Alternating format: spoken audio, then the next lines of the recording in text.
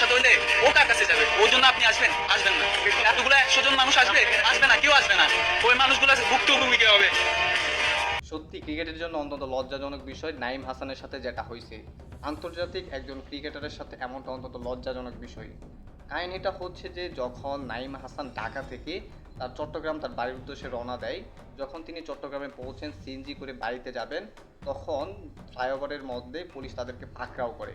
দেন যখন পুলিশ নাইম হাসানকে জিজ্ঞাসাবাদ করছিল, তখন নাইম হাসান তার ডিটেলস পরিচয় দিচ্ছেন। তিনি হচ্ছেন একজন বিসিবির একজন কেন্দ্রীয়ভাবে একজন খেলোয়াড়, তিনি টেস্টের মধ্যে দীর্ঘদিন যাবত খেলতেছেন, তার পরিচয় দিছে। দেন পুলিশের কাছে পরিচয় দেওয়ার পরও পুলিশ কী করছে, নাইম হাসানকে গলা চিপ দিয়ে ধরছে। দেন তারপর হচ্ছে যে তিনি কী করছেন, 2 থেকে 3টা নাইম হাসানকে বাড়ি মারছেন। বাড়ি মারার পর তাকে থানায় নেওয়া হয়েছে, এবং নাইম হাসানের যে মোবাইল ফোন ছিল সেটাও কী করছেন, পুলিশ নিয়ে গেছে। দেন যখন নাইম হাসান তার বাবার বাড়ির মধ্যে ফোন দেয়, তখন তার বাবারা অতি শীঘ্রই চলে আসে সেখানে। যখন নাইম হাসানকে নিয়ে জিজ্ঞাসা কেন ধরা হয়েছে, তখন সেই পুলিশ বলতেছে যে নাইম হাসানের যে ব্যাগ ছিল বা সিএনজির মধ্যে এক তথ্য অনুসারে যে এইখানের মধ্যে কিছু একটা আছে, বা সিএনজির মধ্যে কিছু একটা আছে, বা তার সাথে কিছু একটা আছে।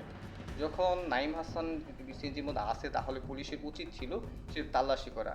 কিন্তু নাইম হাসানকে এভাবে মারধর করা, হেনস্থ করা, যা অত্যন্ত লজ্জাজনক একটা বিষয়। এর পরিপ্রেক্ষিতে নাইম হাসান বলতেছে, আমি একজন আন্তর্জাতিক ক্রিকেটার হওয়ার পরও আমার সাথে এমনটা হতে পারে, পুলিশ আমাকে এমন হেনস্থ করতে পারে, তাহলে যদি একজন সাধারণ পাবলিকের সাথে এটা হবে না, এটা কিভাবে সিউরিটি দেওয়া যায়। বলতে গেলে এক পর্যায়ে তিনি এই কথাগুলো বলার সময় কান্না করে দিলেন, কারণ সাধারণ পাবলিকের সাথে হয়তো বা অহরহর ঘটে, কিন্তু এইসব সামনে আসে না।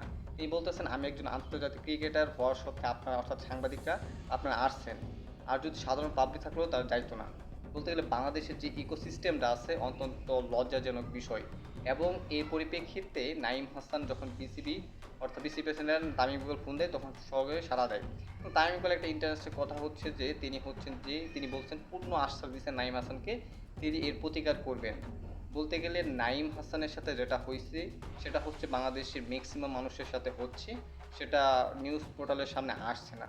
কিন্তু নাইম হাসান একজন আন্তর্জাতিক ক্রিকেটার হওয়ার পরও যদি এমন সেফটি পাচ্ছে না, তা অন্তত এই সংখ্যা অর্থাৎ নিরাপত্তা সংখ্যা নাগরিকদের উপর অবশ্যই প্রভাব পড়বে।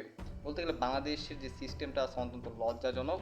বাংলাদেশে অহরহ এই ঘটনা ঘটছে চারদিকেই, কিন্তু আমাদের নিউজ পোর্টালের সামনে আসছে না, কারণ হচ্ছে সাধারণ পাবলিক। যার কারণে বলতে পারেন এই বিসিবির তামিম ইকবাল দুর্দান্ত পদক্ষেপ নিয়েছেন, যাতে করতে অতি শীঘ্রই এর তদন্ত হয়। এবং ইতিপূর্বেই যে ওসি এবং 2জনকে তারা বরখাস্ত করেছে, এবং যে ডিবি পরিচয় দিয়ে নাইম হাসানকে গলায় চাপ দিয়ে ধরেছিল এবং পিটাইছিল, তাকে হাজতে নেওয়া হয়েছে এবং সুস্থ একটা তদন্তের জন্য আহ্বান করেছে।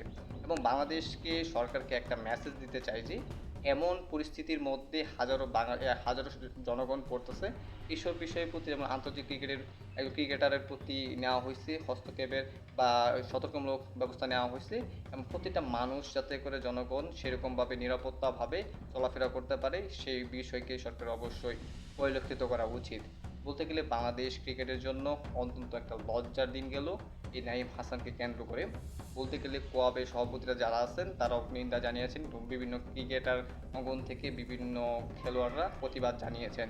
সেখানে সানজিদ হাসান সাকিব, পরে Parvez Hossain Emon, so etcetera etcetera বলা যেতেই পারে ক্রিকেটের জন্য একটা লজ্জার বিষয়গুলো। নাইম হাসানের বিষয়টা, নাইম হাসান বারবার এই কথাগুলো বলার সময় কান্না করে দিচ্ছিলেন।